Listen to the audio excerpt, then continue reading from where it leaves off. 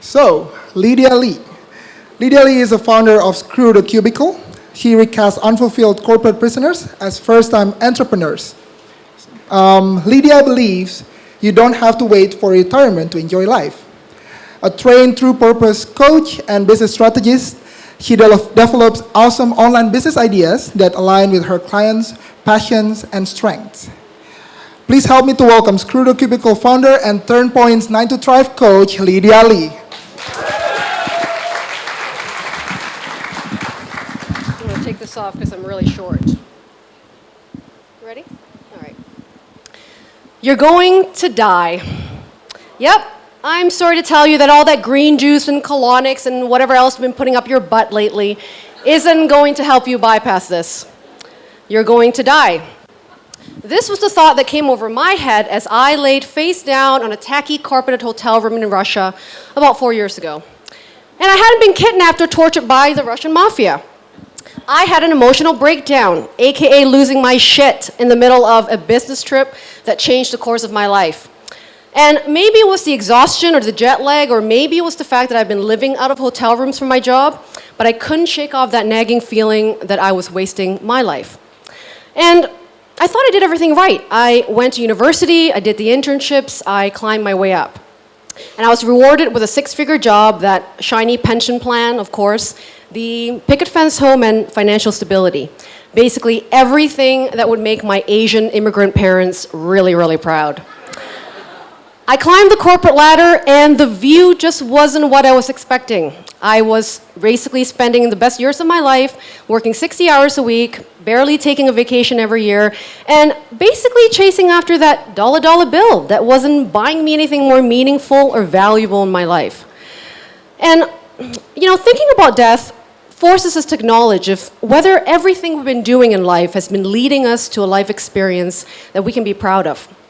And so when that initial thought of, you're going to die, Lydia, when that came over me, well, that forced me to question whether or not my most precious commodity of time was actually being spent on things that brought me joy. And most of us don't want to waste the rest of our lives rotting in an office. Conventional careers restrict us literally and figuratively. It prevents us from stretching that most creative part of ourselves because we're too busy conforming to that mold of what we have to do to get to that next paycheck. But we cannot avoid work. In fact, we are programmed to want to work and change the world around us. And getting rich isn't enough for most people. That's why wealthy people get into philanthropy, and entrepreneurs, well, they rarely stop at just one business. And that is because we are innately driven and motivated by progress and a sense of purpose. So if we cannot avoid work, could we then choose to use work as an expression of who we are? To gain freedom by having the freedom to create, and gain rewards far larger than money with the impact of the work that we choose to do. So I soon realized that the vehicle that allowed me most of these types of freedoms was through entrepreneurship. And yeah, when you're your own boss, you gotta tell yourself when you wanna wake up every day, if you felt like putting underwear on for the day, I'm wearing some, and how hard you wanna work, depending on how much money you wanna make. But I also realized that it can be more than that. Because freedom alone isn't enough if we don't know what to do with it. And I sure as hell know that freedom to be on my couch all day wasn't what I was looking for either. So if we're trying to find freedom out of the conventional way of working, where can we start? And the key that I believe in is to find the type of work and a way of working that feels authentically aligned with who you are. And that way you don't have to deal with that sticky, uncomfortable feeling of having to remove the mask between that work you and the real you. And of course, it's hard for us to see this identity. Besides, when we have these labels given to us by society and our employers, our families, our friends, it's really hard to see beyond that. And so what we have to do really is try to really move beyond the fear and look and see what we can create for ourselves. Because being if you're an accountant, a lawyer, or a doctor, those guidelines are given to you. And being an entrepreneur and a creator, there's no template for this. And so if you want to try to find work and only be motivated by financial gain, it will guarantee you an uphill climb to basically be efforting. And not enjoying the process where you should be with work. But if you choose to use your work as an expression of service, leading with your best skills, and solving problems that you can actually be passionate about, well, that's going to instill a sense of mission in your life. And so, how do we find work that could feel passionate, right? That elusive passion. Well, when I work with people, I try to encourage them instead to follow their nose. Down the rabbit hole of curiosity, because curiosity is the fuel and the instigator that then lights the flame for passion, which then leads you to creative expression and ideas. And when you're curious about what you're doing, it isn't going to feel like work. So entrepreneurs and unconventional careerists, they never give up on curiosity. From Tim Ferriss, who made a name for himself with life hacking and experimentation, to Richard Branson, who actually said that curiosity drives him to do better each day. Entrepreneurs are curious. They're curious about the world, and they're curious about how they can change it. And curious people, well, they're successful because they're always plugged into what they're doing. They aren't struggling to keep up with some sort of like treadmill existence that someone else created for them. And they're free to explore their curiosity and therefore lead them to much more passionate ventures. And you are allowed to have more than one passion in your life, despite what they've told you in school. And passion, the other thing, is that it doesn't really show up at your door, knock on your door and say, "I'm here, let's boogie." It's a relationship you have to cultivate. And just like every other relationship you have in your life, it requires your attention, your focus, and your commitment. So start having a relationship with passion simply by playing and experimenting with ideas that you're already curious about. So I want to ask you a question today. What are you curious about? What conversations are you already having and often? And what frustrates you about the world that you want to help solve? And how can you utilize your best strengths and what you know as a human to help in the solving of it? And usually with these curiosities, it leads us to the questions of our human nature. Why do we want to do what we do? Why do we want to wake up in the morning? And why do we exist? And why the hell should people care? And it helps us to focus on how we're being in our lives rather than doing, because we are human beings after all, not human doings.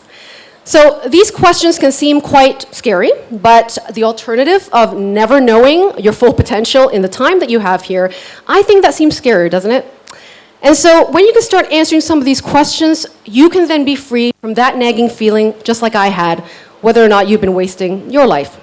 And then you can have the freedom to choose the very best version of your very own. Thank you. Thank you, Lydia.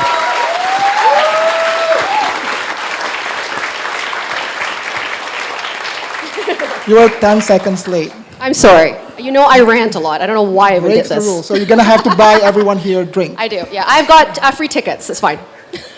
Right. Right. Any question? There. What are you most curious about? What are you most curious about? Right now, at this moment, I'm really curious about failing, actually. Because being raised in like a typical type A Asian family, this is not part of the mantra. So being able to fail and not feel like a failure, that's kind of been my latest experiment and curiosity. Yeah. Front, where? Oh, I can't see, but yeah.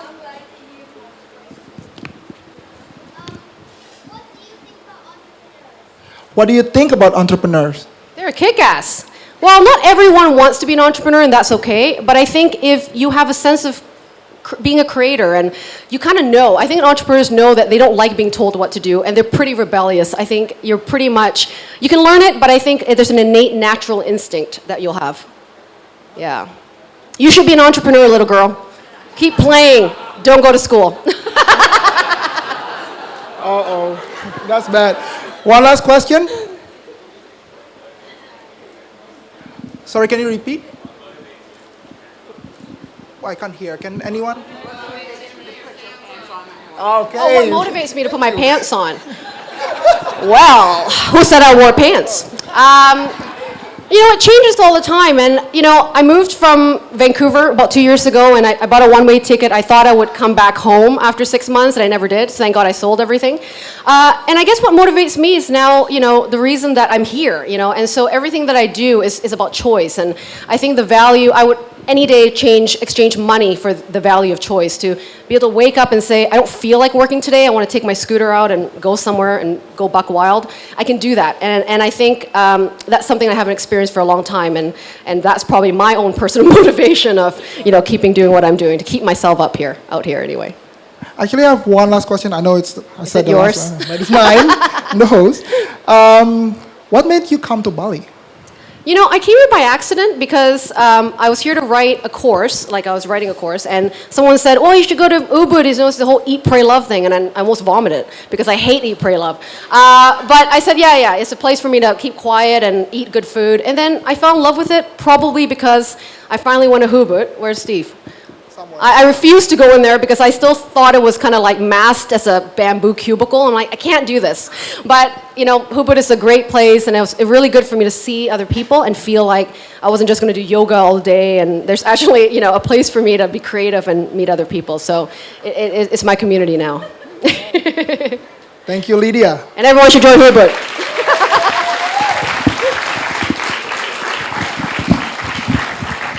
We actually do have a yoga class. Oh.